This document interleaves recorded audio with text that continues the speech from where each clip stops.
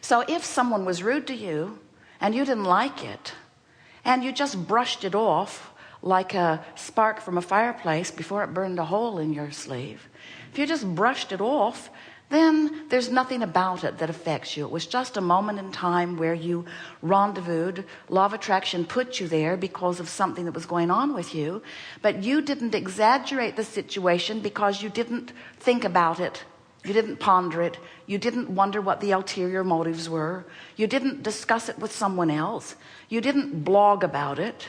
You didn't email. You didn't write an article about it. You didn't put it in your journal. You didn't write it in your diary. You didn't make a computer note of it. You didn't make a captain's log of it. You didn't say, for all to remember from this point forward, on this day that person was rude to me and I didn't like it. You didn't make a big deal about it, and because you didn't make a big deal about it, you didn't practice the vibration of it, and so you've brushed it off. And now if you just brushed it off, then someone pretty much like that is going to show up pretty often in your experience, because there's something going on in your vibration that attracts people like that showing up in your experience.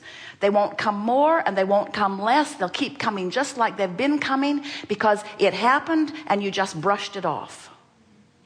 But if it happened and it made you feel bad and you pondered it for a moment, during the first few seconds of that, you launched a few rockets into your vortex of creation.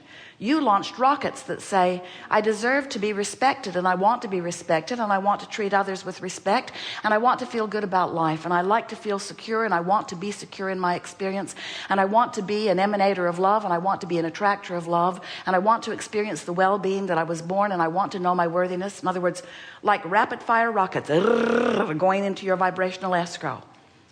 So now all of that happened in the moment of your perception of being mistreated.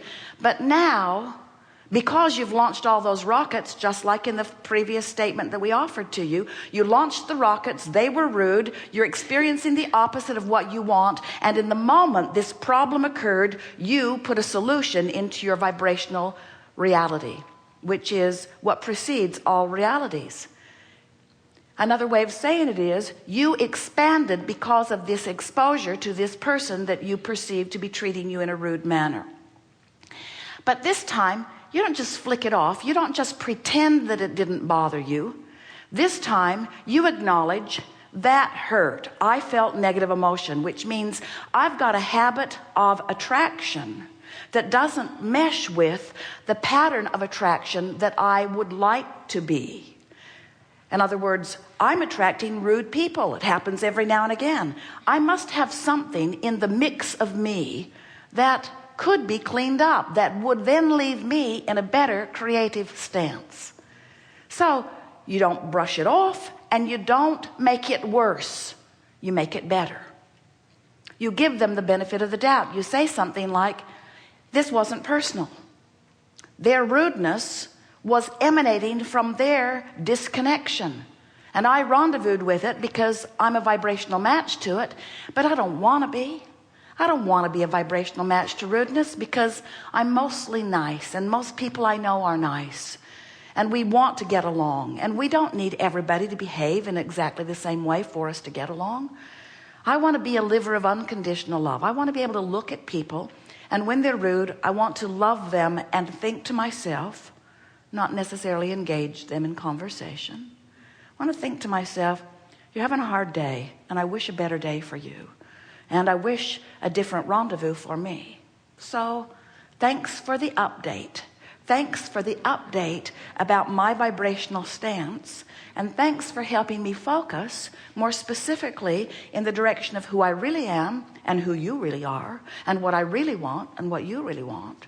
Thanks for the update. And now, because of this encounter, you shifted your vibration. Your point of attraction has changed. You now have far less probability of running into somebody like that again. In other words, you're going to have to go looking for it to find something like that. Now, later that day, you could be with another friend because you've been attracted for another reason. You could have already had a previous engagement. So you sit down, you're having a conversation, you're enjoying them, You notice a little furrow in their brow. You wonder what's wrong. They psychically pick up on your wondering. They read your body language. They see you as someone who's empathetic. And they think, this is someone that I can reveal to. And then they say, you know, something very troubling happened to me. Now, you could flick it off. You could flick it off. You could get up from the table and run away fast.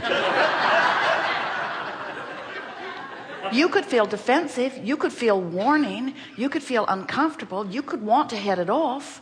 Or you could let it come as a consequence of your natural attraction. You could let this person vent to you, because in the venting of this person's problem, in the moment of the activation of the problem, you are going to launch an equal and equivalent solution. So you're going to benefit from this interaction no matter which way it goes, really. But then once you launch the rocket, you've got some decisions to make. You can ignore it, which means you'll stay right there, and this friend will vent to you on a regular basis, and others probably too.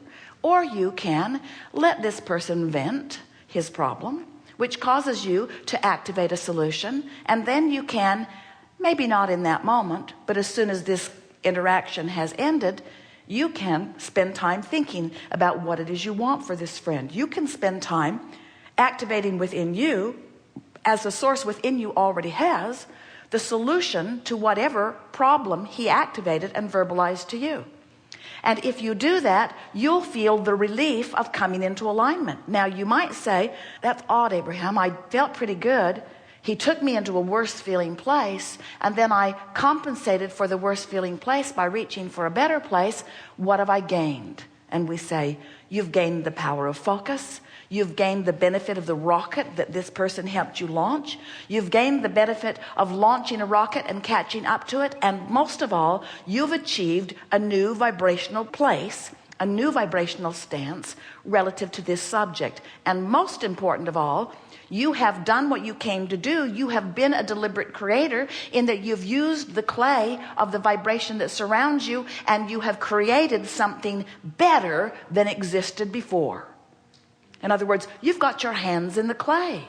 We want you to understand that you don't want to avoid troubling people. You don't want to go looking for them either. But it is so helpful to understand that if something troubling comes into your experience, it's there for an important reason. It's active in your vibration. To condemn whatever came for coming when you ask for it, even though you didn't know you did, is the wrong way of going about it. To blame it for coming, them for coming, what they said, what they did, to blame them when it's active in your vibration is really barking up the wrong tree.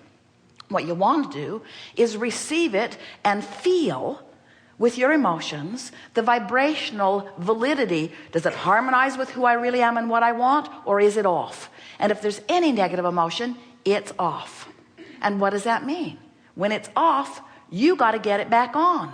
And when something's off and you work to get it back on, not by changing the condition, but by changing your approach to it, when you get it back on, you tune your vibrational frequency to a better feeling place, and you set up your future manifestation to include less of that.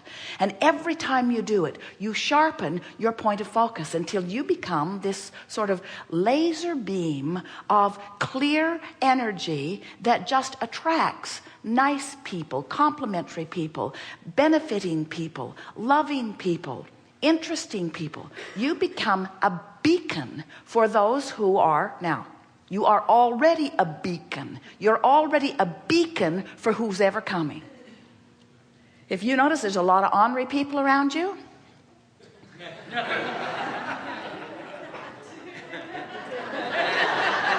you're a beacon.